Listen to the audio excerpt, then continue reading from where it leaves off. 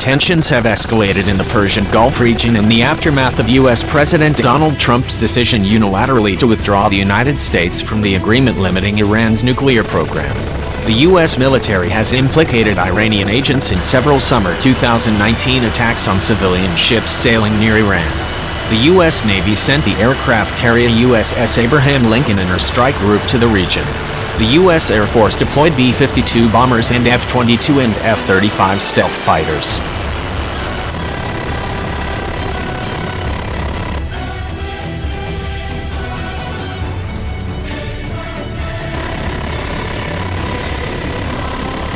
If war breaks out, American forces could target Iran's small navy as well as the vessel belonging to the Iranian Revolutionary Guard Corps militia. The battle could be brief. Iran's fleet has a long history of waging losing fights with the United States and other Western powers. During World War II, the Allied powers worried that Iran, while technically neutral, might sympathize with and aid the Nazis, potentially depriving the Allies of the country's oil. On August 25, 1941, Commonwealth and Soviet forces invaded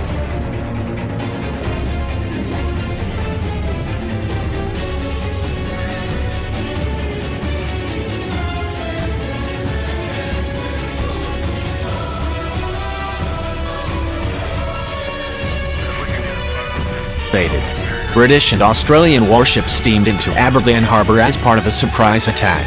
HMS Shoreham opened fire first, striking the Iranian warship Pawan. Soon virtually the entire Iranian fleet was in ruins and Commander-in-Chief Adm Ghulam Ali Bandar lay dead. The British and Soviets divided up Iran and deposed its Shah. In the 2 decades following the war, the new regime rebuilt the navy with mostly British-made ships, some of which remain in service today. The new Iranian Navy fought hard during the bloody Iran-Iraq War between 1980 and 1988. Iran's attacks on tanker ships, some strictly neutral, others admittedly supplying Iraq, incited international rage. In 1987, Washington approved Kuwait's request to reflag its tankers as American vessels, in order to allow the U.S. Navy to escort the ships through the Persian Gulf.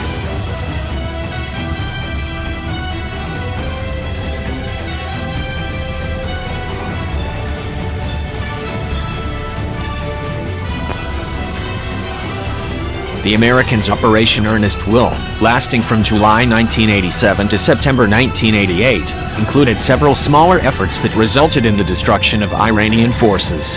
The Navy converted 2 oil service barges into sea bases for special operations forces and armed helicopters, and the U.S. Army placed attack copters aboard Navy ships.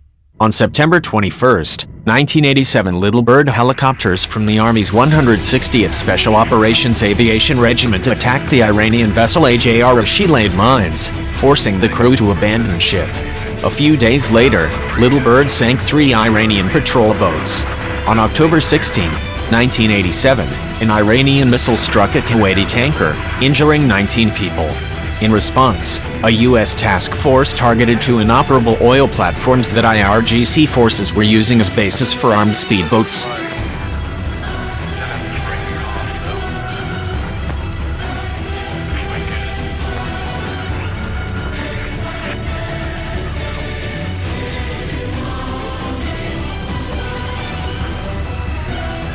American warships surrounded the platforms, compelling the Iranian crews to evacuate. U.S. commandos climbed aboard one platform to gather up any documents the Iranians had left behind. 4 U.S. destroyers opened fire, setting the platforms ablaze.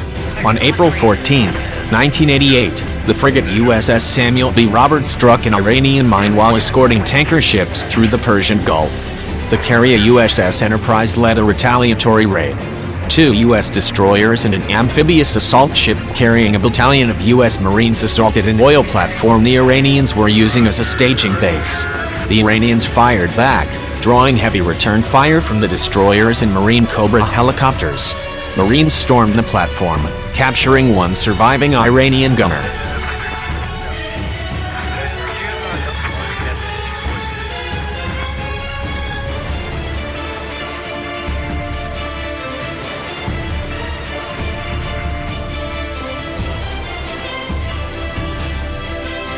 Iranian speedboats raided 3 civilian cargo ships.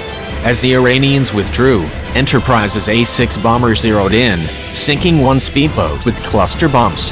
The Iranian missile boat Joshin fired a Harpoon anti-ship missile at a group of American warships and missed. The Americans fired back with Harpoon and Standard missiles, then sank the damaged Joshin with their guns. While the U.S. ships fought off Iranian air attacks, Tehran's 1960s vintage destroyers joined the battle.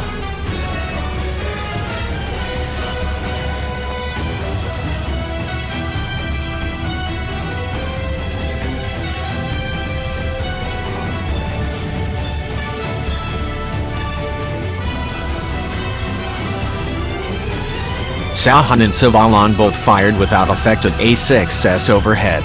The A-6S shot back with harpoons and laser-guided bombs, sinking Sahan and badly damaging Savalan.